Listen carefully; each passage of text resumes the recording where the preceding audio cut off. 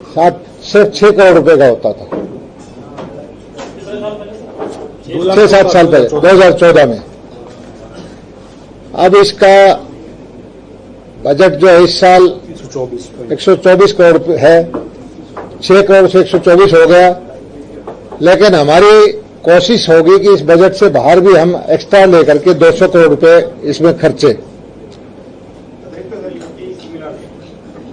Total 200 करें और आने वाले वक्त में 3-4 साल तक हर साल इस बजट को दोगुना करें। उसकी वजह यह है कि जो प्रधानमंत्री जी का निर्देश है कि किसान की आमदनी बढ़ानी है, किसान की आमदनी बढ़ाने के लिए जो परंपरागत फसलें करते हैं गेहूं और धान की, उससे अलग काम हमें कुछ करना पड़ेगा। फसलों का विविधीकरण करें, बागवानी करें, प्रोसेसिंग की ध्यान दें, डेयरी करें, मछली पालन करें, पिगरी करें। ये नई नई चीजों से आमदनी बढ़ा सकते हैं। अकेली खेती से, क्योंकि आबादी बढ़ती है, जॉब छोटी होती है। आज एक किसान 5 एकड़ का है, कल को उसके 2 बेटे हो गए 2.5 एकड़ का हो गया, तो प्रति किसान, प्रति फैमिली की आमदनी तो घट जाएगी। उसको कोई परंपरागत खेती से अलग कुछ करने की जरूरत है। तो सारा हमारा ध्यान इस तरफ है कि किसान नई चीजों की तरफ, बागवानी की तरफ जाएं, दूध की तरफ जाएं, प्रोसेसिंग की तरफ जाएं, फिशरी की तरफ जाएं। और हरियाणा के अंदर खेतीबाड़ी की जमीन लगभग 80 लाख एकड़ है। हमारी उसमें से 9-10 लाख एकड़ जमीन जो है जल भराव की है। इस वक्त जैसे लेट बारिश हुई, बहुत सारी जमीन में फसल बो ही नहीं पाएंगे, क्योंकि नवंबर में गेहूं बोना पड़ता है, अक्टूबर में, सितंबर में सरसों बो देते हैं। अब पानी भराव है तो सूखेगी नहीं, किसान देखता रह जाएगा।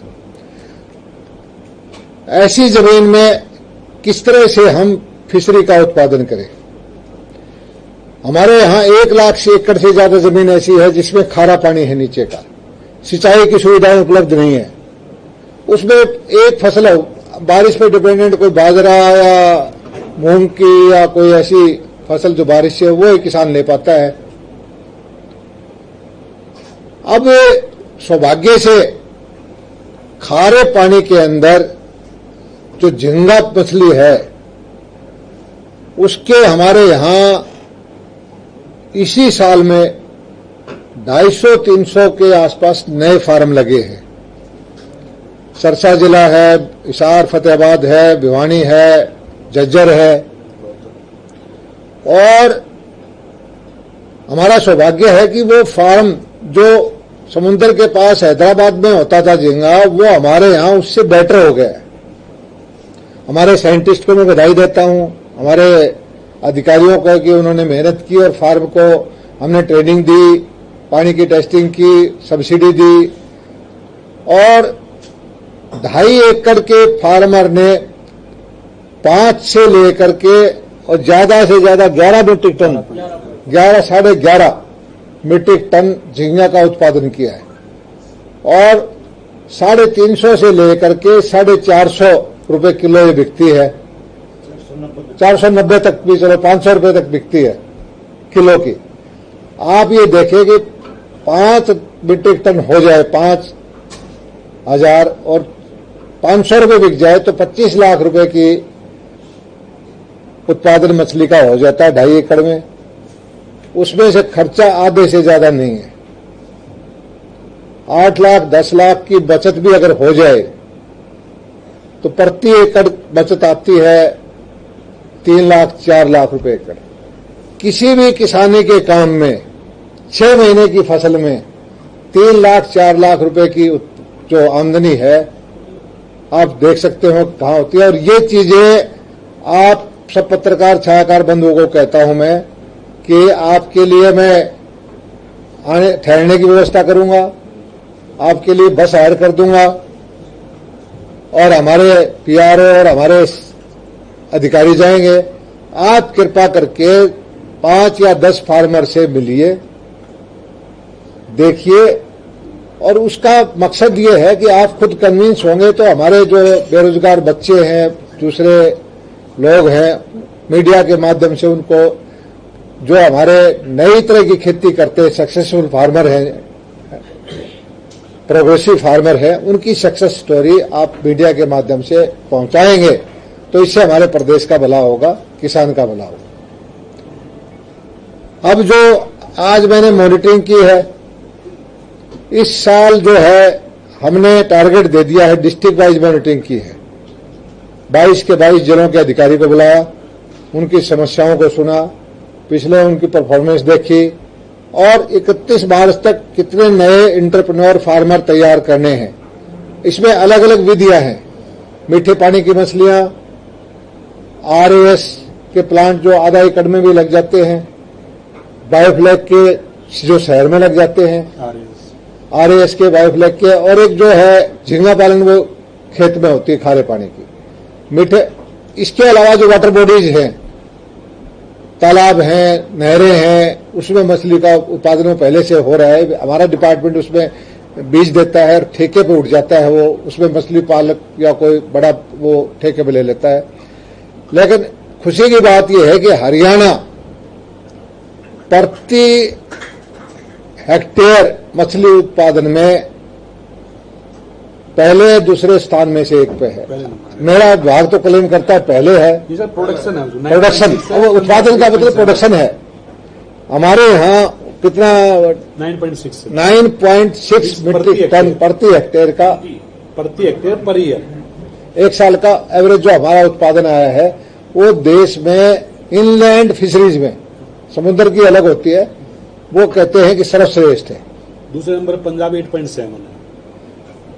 ये हमारे छोटा सा विभाग है बिल्कुल, जिसकी चर्चा नहीं होती, लेकिन मैं इसको मानता हूं कि ये विभाग हर साल दुगना बढ़ सकता है। ये विभाग किसान की आमदनी बढ़ाने में सबसे ज्यादा सहायक हो सकता है। ये विभाग उस इलाके की डेवलपमेंट उस किसान की कर सकता है जिसको कोई खारे पानी का है, कोई जल भराव का है, जिसको आमदनी नहीं हो रही, उसकी आमदनी बढ़ा सकता है। तो इस साल हमने लगभग कोशिश की करके 2,500-3 हजार नए फार्म बनाने का लक्ष्य दिया है। और एक फार्म में एक किसान की बजाय 2 उसको 3 को रोजगार देगा, 3-4 आदमियों को, लगभग 10,000 फार्मर को या फार्म गांव में रहने वाले सहायक को रोजगार मिलेगा। और मछली पालन में हमारी जो केंद्र सरकार की भिन्न स्कीम है, हम महिलाओं को सब्सिडी देते हैं 60%, हम एससी को सब्सिडी देते हैं 60%, जनरल कैटेगरी में कोई मछली पालन करता है 40% उसको सब्सिडी देते हैं। और ये भारत सरकार और हरियाणा सरकार का स्टेट दोनों मिलकर के सब्सिडी देते हैं। और आपके माध्यम, मीडिया के माध्यम से हरियाणा के बेरोजगार बच्चों से, गांव में रहने वाले भाइयों से अपील करता हूं कि एंटरप्रेन्योर बनो, कारोबारी बनो और रोजगार मांगने के बजाय रोजगार देने वाले बनो। हमारा विभाग आपके साथ है। किसी भी तरह की, किसी भी फार्मर को, किसी भी एंटरप्रेन्योर को कोई भी समस्या आए, वो सीधा मेरे को मुझसे मिले।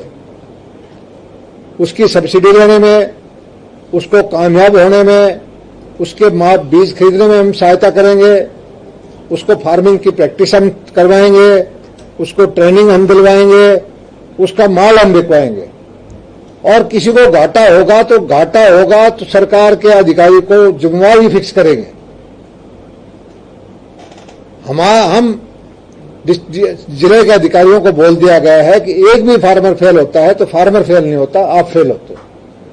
इस तरह की आज मीटिंग की है, बाकायदा जिला वाइज टारगेट दिए गए हैं और मुझे पूरा भरोसा है कि हरियाणा के अंदर हम आगे जो है एक फिशरी की मार्केट भी अलग बनाएंगे गुड़गांव के अंदर, और एक जो ऑर्नामेंटल का अब क्योंकि बच्चे जो आते हैं अपने घरों में वो शीशों में देखते रहते हैं, और हम एक 1.25 एकड़ में 29 हेक्टर में एक अलग ऑर्नामेंटल का बड़ा एक्वेरियम जो है वो बनाएंगे। और जो हमने हरियाणा के अंदर सीड पैदा करते हैं, हमारे सीड फार्म है स्टेट के, उनके टारगेट भी हमने बढ़ा दिए पहले से। और हरियाणा को फिशरी में स्टेट में जो इनलैंड फिशरीज है वो 1 नंबर बनाएंगे, और इसको हम हर साल मल्टीप्लाई करेंगे।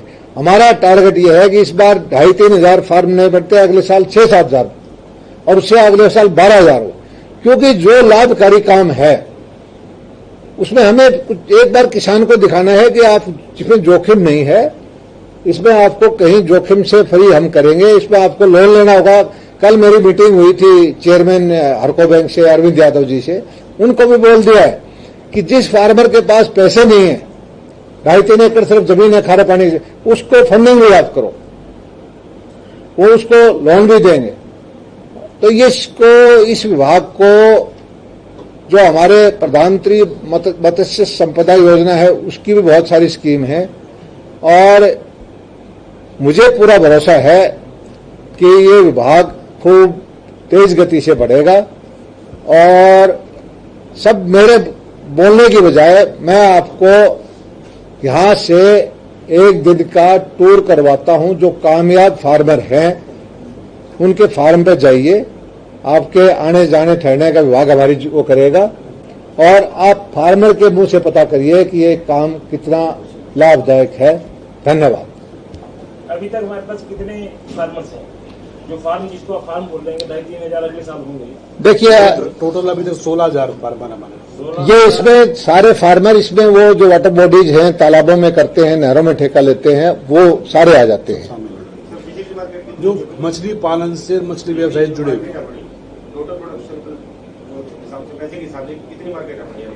ये तो ऐसा है कि हमारा प्रोडक्शन अभी इस साल 2,03,000 metric ton, 2 lakh metric ton का। इसमें अलग अलग तरह की फिशरीज है, 100 रुपए से लेकर के 1,000 रुपए किलो वाली की है।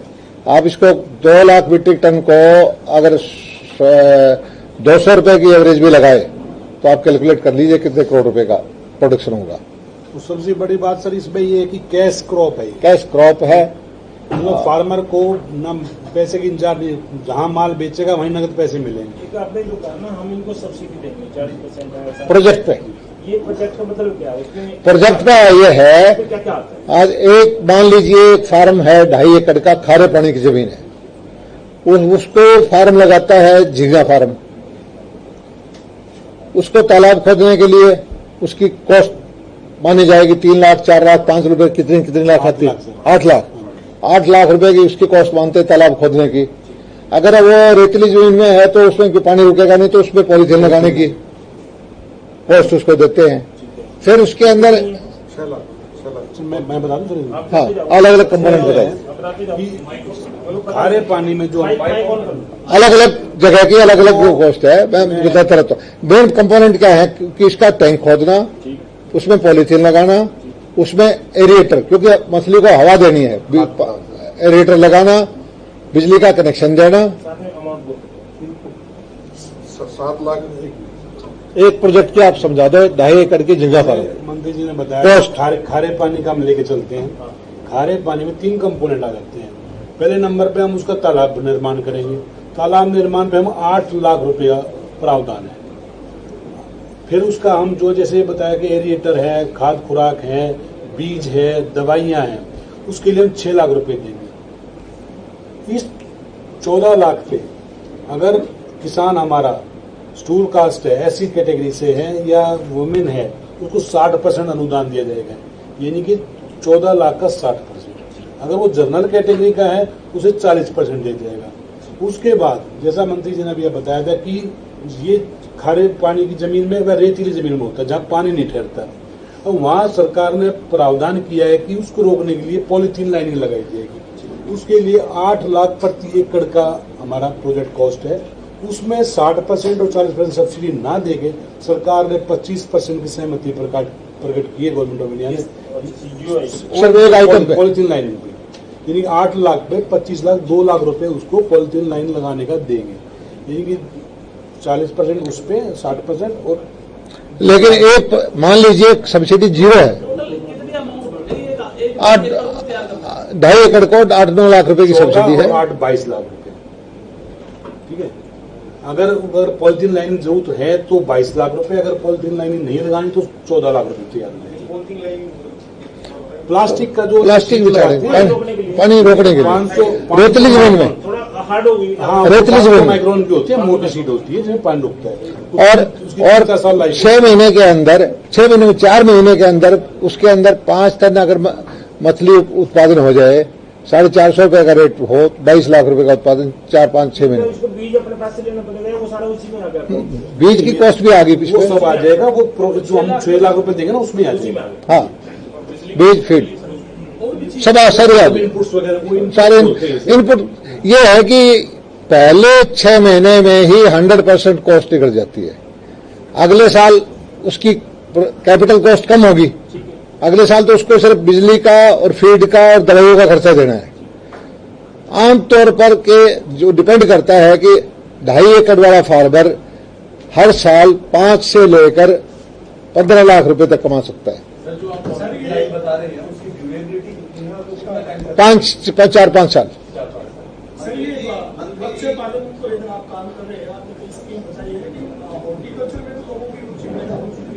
हॉर्टिकल्चर का आज विषय नहीं है, लेकिन हॉर्टिकल्चर में भी आपको देखिए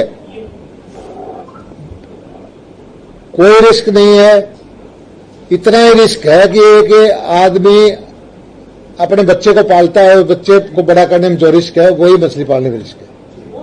अब उसमें कितना रिस्क मानते हो आप, देखिए अगर उसकी ठीक देखभाल करते हो। नहीं, मंत्री जी ने आपको एक निमंत्रण दे दिया कि हम खर्चा हम करेंगे, आप हमारे फार्मर से मिलो, रिस्क वो बताएंगे कि रिस्क है या नहीं है। ऐसा कोई रिस्क अच्छा, वो यहाँ फार्मर कौन कौन बैठे हैं, सरसा से कौन है? फार्मर बताएंगे हमारे। फार्मर कौन है? अच्छा, जिसने मेरी बात सुनो, वो फार्मर बोलो जिसने मछली बेच ली, झींगा बेच ली। एक फार्मर खड़ा होगा जिसने बिक्री कर ली। एक आदमी क्या नाम भैया, एक बोलो कोई सा, एक क्या नाम है? एक जना बोलो, सरसा के हो, कौन सा गांव है? कितने कब शुरू किया काम ये? एक पहला प्लांट पहला लगाया, कब लगाया? कई साल, 2-3 साल हो गए। 2019 में लगाया, 2.5 एकड़ में कितना खर्चा आया? 20-22 लाख। अच्छा, सब्सिडी कितनी मिली? मिली रुपये बताओ कितने लगी? 840 मिल गई। खर्चा घर से कितना लगा अपना? 20-22 में से 8 गए तो 12-13 लग गया। पहले फसल में कितने की बिकी, कितना प्रोडक्शन हुआ? हमारा 35 लाख पहला साल। अब की बार 11 टन। 11 टन। ये यार जस्ती नहीं। नहीं जी, हमारे पास सुन जाओ यार, सुन जाओ, सामने है, किसान है। 11 टन में, अच्छा इस साल के ना 11 टन में आपने कब बीज डाला? इस साल क्या खर्चा क्या क्या किया इस साल का? सारा खर्चा बता दो। सब पंचायत में सबके सामने है भाई। देखो बेटे, इस बार इस साल अपना खर्चा कितना हुआ इस साल? एक फार्म का 2.5 एकड़ का। अच्छा, बिजली भी आ गया, बीज भी आ गया, खाद भी आ गया, सब चीज हो गया, 12-13 लाख। और बिक्री कितनी हुई? तो 55 लाख की होगी इतनी। ऐसा क्या कर दिया आपने? 60 टन से 11 टन। और आपको बेचने कहां जाना पड़ा है? तालाब में बीज देने वाले भी यहीं आगे, आंध्रा वाले आ जाते हैं अपने आप। अच्छा, ये बात तो किसानों को जो पूछते हैं ना, दुगनी कैसी करेंगे रोज ना, सुन लो, कोई बात सामने है। बीज भी वही मिल गया, दवाई भी वही मिल गई, खरीद रहा है, बेचने वाला मिल गया। जी बाहर जहाँ ही आते हैं जी वहाँ से उठा लेते हैं, साथ ही साथ ही पैसे पेमेंट हो जाती है। भाई ऐसा है तो यार फार्मिंग के साथ साथ एक प्रोफेसर भी बन जाए, हमारे घरों को भी ट्रेनिंग दे दे। 55 लाख की 12 लाख का खर्चा करके 2.5 एकड़ में ये इसने 55 लाख की मछली। इससे पहले क्या करते थे? नहीं, खेती बाड़ी तो मछली क्या बोलते थे भाई? तो पहले दूसरी खेती करते थे ना, गेहूं की। सबसे ज्यादा उससे पहले 2.5 एकड़ में कितना कमा लेते थे?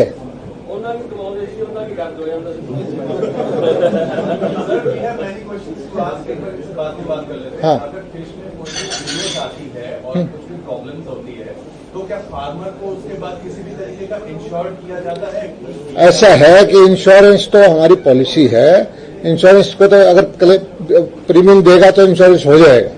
इंश्योरेंस का तो मछली पालन का इंश्योरेंस है? इनको अभी तक करवाया नहीं है।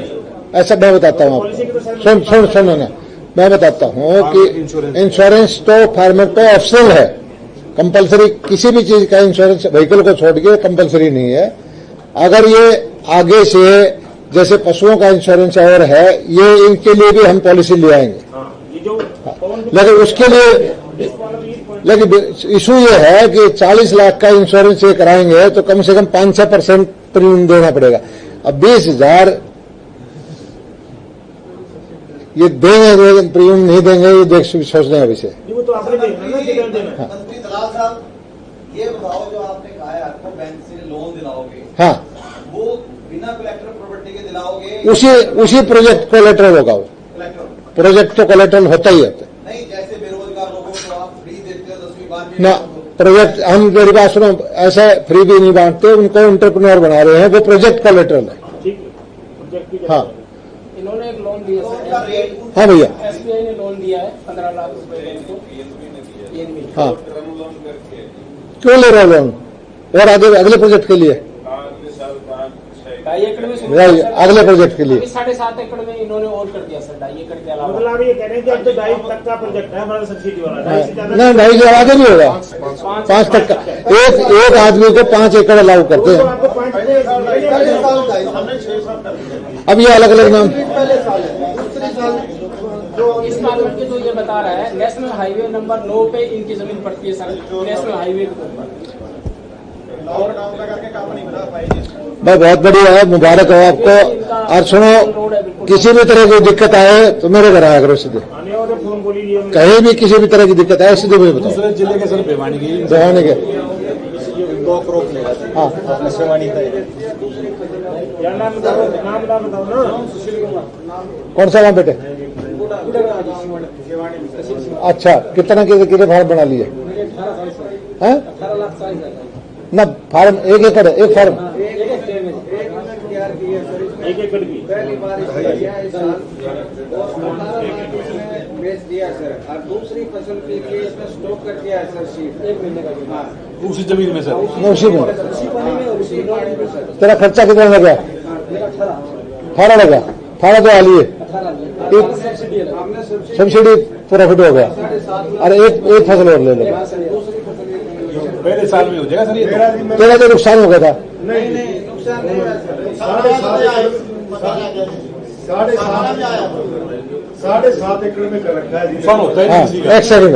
7.5 एकड़ में मैंने कर रखा है, 1 एकड़ मैंने खाली छोड़ रखी है। तो उसमें मैं 4-5 पोल में खाली कर चुका हूँ 38 लाख रुपए के सर। लोन बैंक में मेरे पैसा है और 12 लाख का मेरा स्टॉक अभी माल पड़ा हुआ तो मैं बेचूंगा। अब ये आपके सामने है, 2.5, 3, 4, 5 एकड़ के किसान हैं, प्रोडक्शन बता रहे हैं, कोई 38 लाख, कोई 55 लाख, कोई 18 लाख। ये देखने की वरना किसान की फसल, अकाउंट में आए सर। किसान की फसल क्या होती है? 20,000, 30,000, 40,000। मछली पालक के ये आपके सामने है, कोई कह रहा है मैंने 18 लाख के बेच दिया, दूसरा कहता है मैंने 28 लाख का बेच दिया, 38 का बेच दिया, तीसरा कहता है मैंने 55 लाख।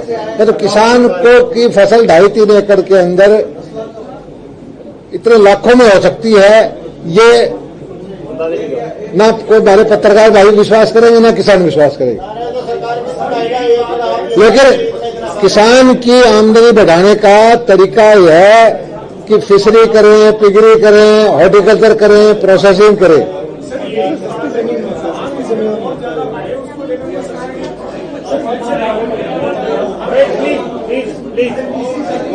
One by one. मत्स्य पालन में बहुत ज्यादा रुझान बढ़ेगा, इसको लेकर क्या नीति? चूंकि अभी आप देख रहे हैं कि किसान जो है वो बहुत ज्यादा इससे जुड़े नहीं है, चूंकि रिस्की लगता है सर। ये मैं इसलिए कह रहा हूँ कि बार बार रिस्क की बात इसलिए कर रहा हूँ कि वाकई में मत्स्य पालन जो है सर एक किसान के लिए रिस्की खेती है, क्योंकि वो रिस्क खेती में नहीं जाना चाहता। आप समझते हैं सर, आप किसान हैं।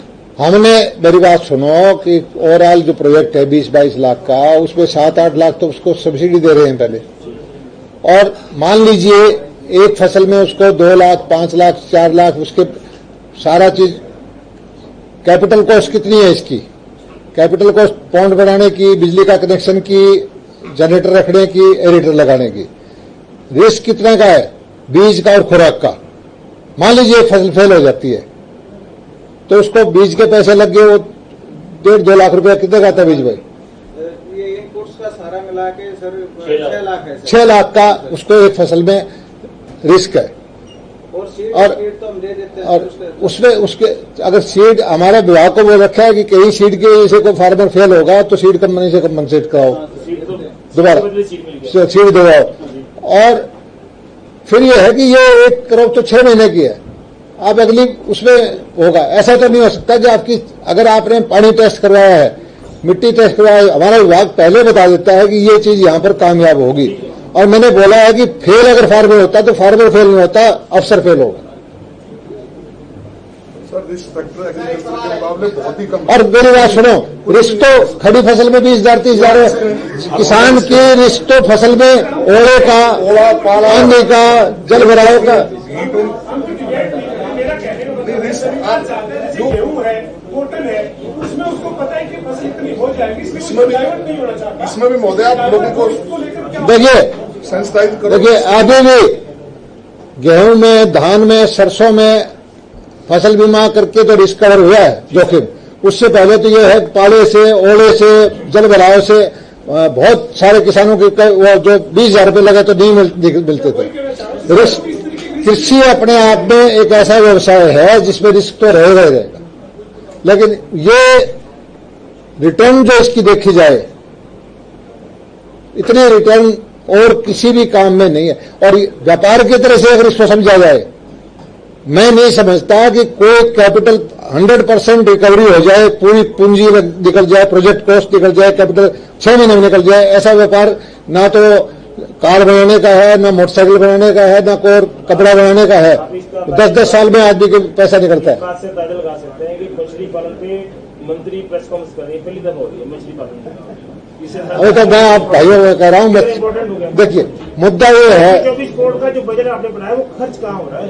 सब्सिडी में, सब्सिडी में। तो इसलिए कितने फार्म 3 किले का किसान है, हाँ, उसने गेहूं बोया, धान लगाया, उसमें उसका 8-10 हजार रुपये खर्च हुआ, उसकी अपनी जमीन है, उसने कर लिया। आपने कहा पहले 22 लाख रुपए लगेंगे या 20 लाख रुपए लगेंगे, उसका 40% 8 लाख रुपए उसको मिल गया। पहले उसको 20 तो लगाने पड़ेंगे ना, फिर 6 महीने बाद उसको 8 आएंगे। वो 20 कैसे कर पाएगा एक 3 किले का किसान? वो बैंक से करवा रहे हैं ना, लोन में दिलवा रहे हैं पहले ही दिन बैंक से, प्रोजेक्ट की कॉस्ट प्रोजेक्ट सेंसिंग करवा रहे हैं। आपने अगर कोई आदमी, कोई फार्मर, 100% आप लोन देंगे उसमें? हाँ नहीं, 100 तो नहीं देंगे। मेरे पास 3 किले जमीन है, 3 किले, आप 2.5 एकड़ का फार्मर है, हम जो 2.5 एकड़ का प्रोजेक्ट 20 लाख का बनता है, तो 20 लाख के प्रोजेक्ट पे उस पे 80% 16 लाख रुपए बैंक सेंक्शन कर देगा। बैंक को 8 लाख रुपए हम वो दे देगा, डिपार्टमेंट सब्सिडी के उसमें रजिस्टर हो जाएगा प्रोजेक्ट की। हाँ हाँ, हाँ, वो बैंक रिलीज करेगा पेपर, बैंक इसको आप एक बिजनेस मॉडल की तरह समझे। एक आम किसान 4 लाख रुपए ही लगे उसमें। हाँ, आम किसान को भी बहुत थोड़े पैसे में इसमें काम हो सकता है। इसको हम ऐसा भी और कहेंगे, बैंकों से सुविधा कराएंगे और इसको हर साल अमेंड करेंगे। सर एक सवाल, हाँ, आपने गन्ने के दाम बढ़ाए, किसानों ने स्वागत किया, लेकिन आपके केंद्र कमिश्नर ने एक नोटिस जारी किया 13 तारीख को, उसमें कहा गया कि नारायणगढ़ की शुगर मिल नहीं चलाई जाएगी और वहाँ के किसान अपना गन्ना दूसरे मिलों में लेके जाए, आखिर ऐसा कोई लेटर करेगा? कोई बात नहीं, गेम कमीशन के ऊपर हूं मैं, मिल चलेगी। और हाँ हाँ बिल्कुल। अभी ऐसा है, मेरी एक मिल ऐसी है जो घाटे में है, उसके हमने स्पेशल ऑडिट करा रहे हैं। प्राइवेट मिल है, उसका मैनेजमेंट हमने ले रखा है। अब उस बिल को हर साल सरकार देख रही है कि इस बिल को हम क्या करें, किस तरह से करें, कैसे क्या करना है। लेकिन किसान का गन्ने का हमने इंतजाम, अगर वो मिल हमें सरकार को घाटा दे 50 करोड़ साल का, तो हम उसको देखेंगे कोई दूसरा नया मिल लगा दें। कुछ न कुछ ये देख रहे हैं कि सारी मिल ठीक चल रही है, एक मिल जो प्राइवेट मिल है वो खराब कर रही है।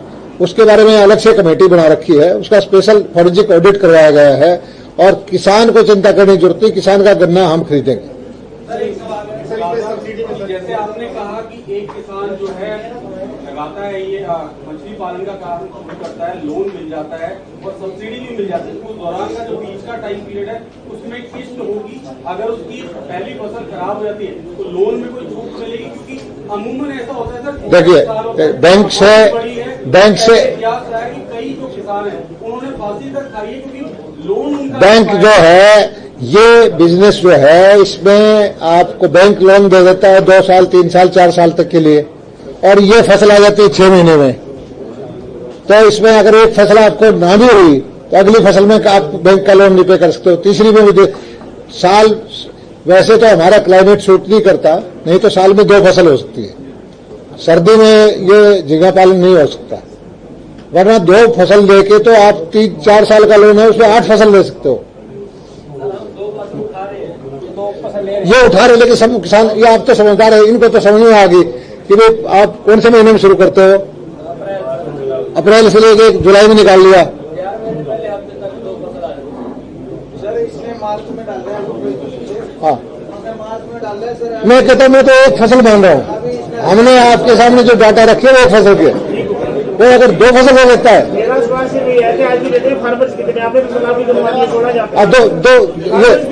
ये आज की जो, मेरी बात सुनो ना 7-6-7 हजार हो गए। 2650 नए फार्मर बनाने का टारगेट दिया मैंने। 16,000 सारे मिला के। हाँ, और जो तालाब गाँव के वो सारे मिला के सब 16,000 मिला के फार्मर ही है, तो वो नहीं फार्मर नहीं, वो ठेका